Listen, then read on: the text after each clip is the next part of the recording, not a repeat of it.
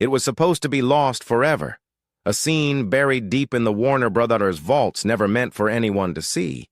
But when archivists opened an old metal canister in the early 2000s, they found something that made Hollywood historians stop breathing for a moment: a missing piece of Casablanca. For 60 years, no one had seen Rick Blaine like this. Not the stoic romantic hero of the film's ending, but a colder, darker man, the kind who could put a price tag on freedom. The reel was damaged, silent, and fragile, but when it played, it revealed a version of Casablanca no one had ever known existed.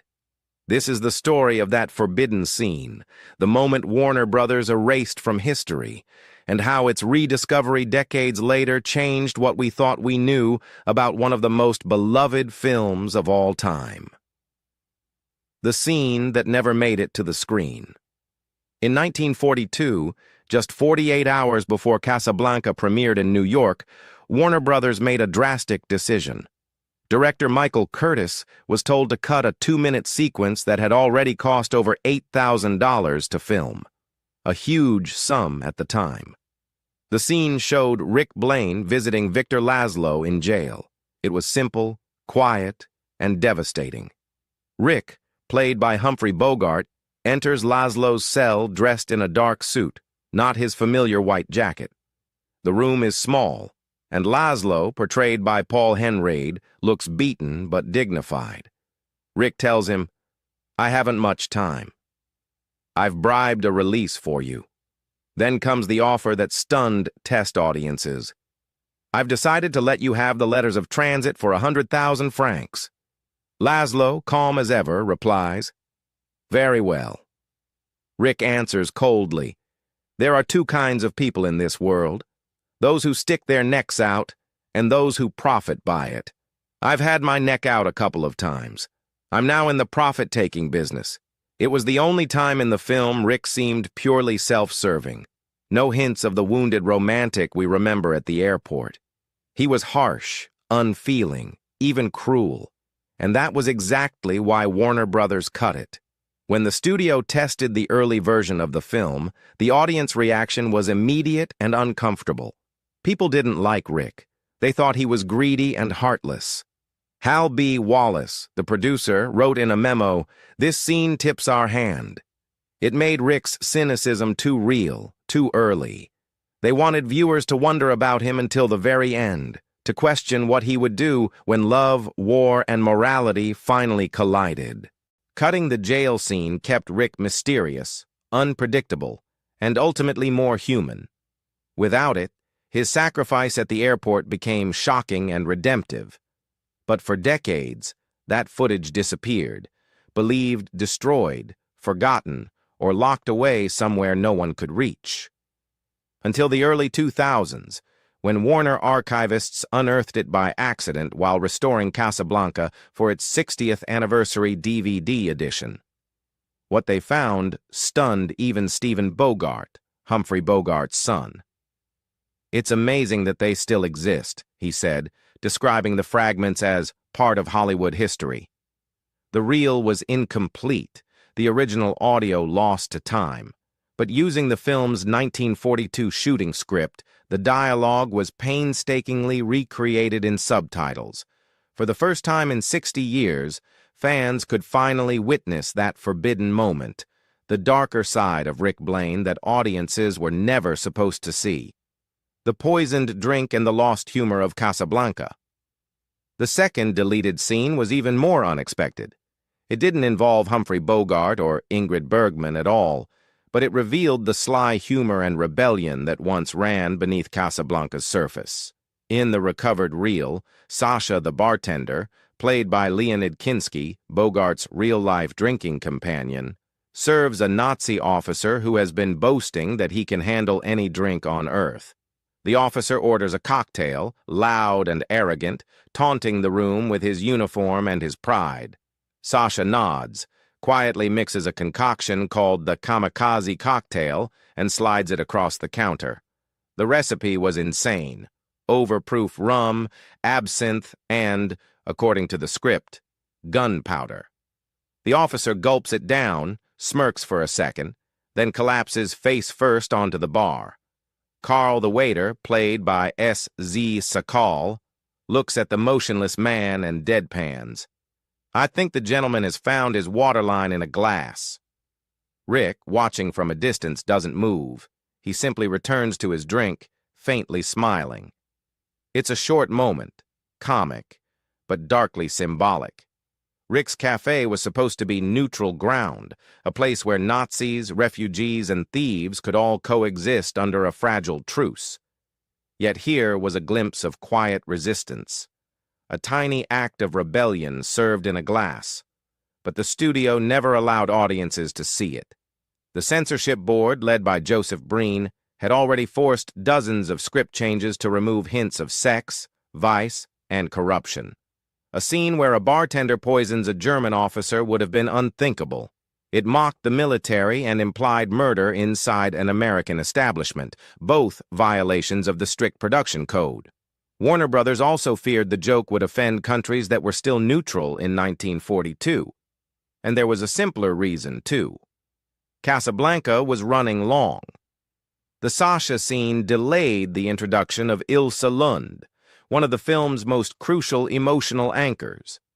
Cutting it tightened the pace, and the rhythm of the story won over everything else. When archivists rediscovered the footage decades later, even without sound, its rough energy was striking.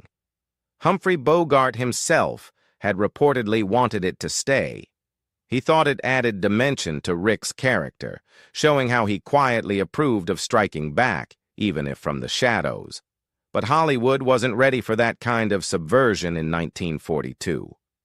The scene vanished, leaving only whispers of the film that might have been. The chaos of the script and the miracle of the final cut.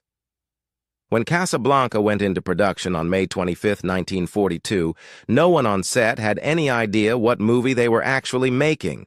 The script wasn't finished. Only the first few sections were complete. Every night, writers Julius and Philip Epstein worked through the darkness, hammering out new pages that would be rushed to the set the next morning. Howard Koch, another writer, was still rewriting entire scenes while filming was already underway. In the middle of this chaos stood Humphrey Bogart and Ingrid Bergman, trying to play characters whose fates even the writers hadn't decided. Bogart, at 42, wasn't sure how to handle romance. He had built his career on tough guy roles, not on tenderness. "I don't know about this love stuff," he reportedly told producer Hal B. Wallace. He drank heavily that first week, trying to find his rhythm, and the shoot had to be paused for 2 days while he sobered up. Ingrid Bergman was just as lost, though for different reasons. No one told her whether her character, Ilse, would end up with Rick or Victor Laszlo. "Play it in between," the writers said, meaning she had to act as if she loved both men but couldn't decide which one. It left her emotionally drained. She later joked that she spent more time worrying about which coat to wear in the airport scene, a fur coat if she stayed with Rick, or a plain travel suit if she left with Laszlo, than about her dialogue. Director Michael Curtis didn't help much either. His heavy Hungarian accent often caused confusion. When he said poodle, he meant puddle. When he ordered, "Make love to her with your hat on," the crew looked stunned until he explained, "You know, like an American?" Yet somehow, through this confusion, a masterpiece emerged. Improvised lines became history. Bogart's "Here's looking at you, kid" wasn't in any script. He came up with it on the spot. And the iconic closing line, "Louis, I think this is the beginning of a beautiful friendship," didn't even exist until after the film wrapped. Wallace thought of it weeks later, paid Bogart $50,000 to come back and record it. Censorship, the Hays Code, and the battle for morality. In 1942, Casablanca faced not just war and deadlines, but the Hays Code, Hollywood's strict moral law. Every scene had to pass inspection, and to Joseph Breen, head of the Production Code Administration, the script was full of sins, sex, corruption, alcohol, and moral gray areas. On December 3, 1941, Breen sent Warner Brothers a 13-point memo demanding changes. Rick's Café could no longer be hinted as a brothel. His line, "What in hell are you doing here?" became simply, "What are you doing here?" Even the word broad had to go. The biggest cut, though, was about love. In the original script, Rick and Ilsa's Paris affair was intimate, even shown in bed together. Breen banned it completely. The writers rewrote it into memory and suggestion. The Germans wore gray. You wore blue. What was once passion became longing, and that silence made their chemistry eternal. Captain Renault's character also had to be tamed. Lines implying he traded exit visas for sexual favors were deleted, along with every trace of moral corruption. Even harmless words were softened. Damn to good luck, lousy bartender to very poor bartender, and Sam's "Ain't you going to bed, boss?" turned into "Ain't you going home?" The censors thought they were protecting decency, but their edits accidentally made Casablanca more poetic. A film where desire lived in glances, not in touch. The premiere, the war, and the unexpected legacy. By the fall of 1942, Casablanca was racing against time. The world was at war, and Warner Brothers wanted to release the movie while the city of Casablanca was still in the headlines. Just weeks earlier, on November 8, 1942, the Allies had launched Operation Torch, the invasion of French North Africa, including Casablanca itself. Suddenly, the name of the film wasn't just fiction. It was news. The studio rushed everything.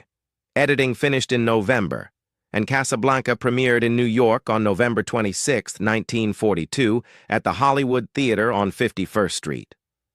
Tickets cost $2.20, expensive at the time, and strangely, neither of the film's stars attended. Humphrey Bogart stayed in California, afraid to fly, while Ingrid Bergman was performing on Broadway in The Three Sisters. The early reviews were positive but not extraordinary. Critics liked the story, but few realized they were watching a masterpiece. It was only after President Franklin D. Roosevelt saw the film at the White House that things began to change. The screening happened in December 1942, right before Roosevelt met Winston Churchill in Casablanca itself for a historic war conference. The timing couldn't have been better. The studio released the movie nationwide on January 23, 1943, during the Casablanca conference, using real-world headlines to promote it. Suddenly, audiences saw it not just as a love story, but as a reflection of the times. A film about loyalty, sacrifice, and resistance against tyranny. Still, the success was modest at first. It earned around $3.7 million in its first run. Good, but not record-breaking. The top movie that year, For Whom the Bell Tolls, made 3 times as much. Yet something about Casablanca lingered. The more people saw it, the more they loved it. By 1944, the film shocked Hollywood by earning 8 Oscar nominations, including Best Picture, Best Director, and Best Actor for Bogart. On March 2, 1944, it won 3, Best Picture, Best Director, and Best Adapted Screenplay. The man who had once doubted whether he could play a romantic lead now stood as one of cinema's greatest icons. The lost versions, the rediscovery, and what it means today. After the war, Casablanca continued to live, but not always in the form we know. When Warner Brothers prepared to re-release the movie in Germany in 1952, they made heavy cuts. About 20 minutes of footage disappeared. The new version ran only 82 minutes, stripped of its heart and politics. All references to Nazis were removed. Major Strasser, the film's villain, vanished entirely. His scenes, nearly 18 minutes of screen time, were cut and rewritten. Even the unforgettable La Marseillaise scene, where Laszlo leads the crowd to drown out the German anthem, was gone. It had been considered too sensitive for post-war German audiences. Rick's story was rewritten, too. In this version, he wasn't a man scarred by war and loss. He was just an American drifter, caught in a vague conflict against the authorities. Victor Laszlo was renamed Victor Larson, not a Czech resistance hero, but a Norwegian scientist running from Interpol. The Nazis became faceless officials. The word Germany was never spoken. Even Ilsa's past was altered. Her husband was no longer a freedom fighter, but a physicist in trouble for his experiments. The edits went so far that the meaning of Rick's lines changed completely. When he said, "I stick my neck out for nobody," it no longer referred to war or politics. It was reinterpreted as a comment on espionage. The context was gone. The courage was gone. And for German viewers in the 1950s, Casablanca became something almost unrecognizable, a love story without a cause. It wasn't until 1975 that German television finally aired the uncut version. For many, it was a revelation. Audiences who had grown up with the censored film were stunned to learn what had been hidden from them. The film's direct confrontation with fascism, its defiance, its moral fire. What had once been softened for comfort now returned as truth. Then, in 1988, the film faced a different kind of violation.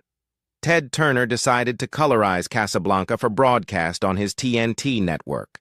He claimed it would make the classic more appealing to younger viewers. 67 colorists spent over 4,000 hours repainting each frame, costing nearly $500,000. Rick's white jacket became powder blue. The smoky café looked bright and flat. And in one scene, Ilsa's dress even changed color between shots. The backlash was instant. Critics called it an act of cultural vandalism. Roger Ebert compared it to drawing a mustache on the Mona Lisa. Protesters gathered outside theaters with signs reading, "Keep your crayons off Casablanca." Humphrey Bogart's son, Stephen, wrote an open letter. "If you don't like old movies, don't buy them. But don't ruin them for everyone else." By 1990, the outrage forced Turner to pull the colorized version from shelves. The original black and white film, the one that spoke in shadows, smoke, and silence, survived. And then, in 2002, the story came full circle.